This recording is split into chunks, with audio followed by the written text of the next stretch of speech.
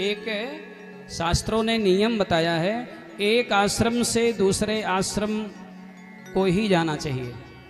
पहले ब्रह्मचर्य, फिर गृहस्थ, बढ़िया 25 वर्ष तक ब्रह्मचर्य का पालन, फिर विवाह, फिर गृहस्थ, उसकी गृहस्थी, उसके बाद वानप्रस्थ, फिर सन्यास।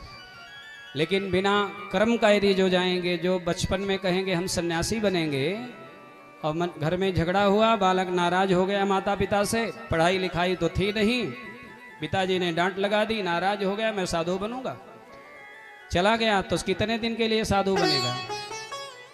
घर में हुई खटपट तो चल बाबा के मठ पर, और जब बाबा जी ने वहां नियम बताया तो भाग करके फिर घर चले आए। तो ऐसे कोई साधु नहीं होता है।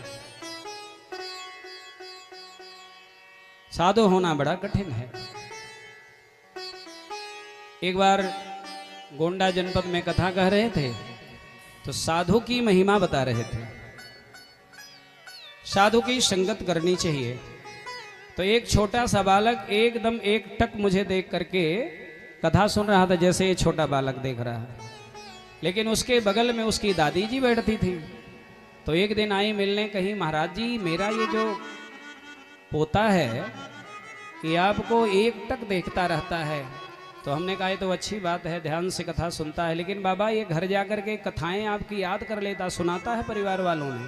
हमने कहा ये तो और अच्छी बात है, इसकी मेधा, इसकी जो बुद्धि है बहुत अच्छी है, भगवान में लगी।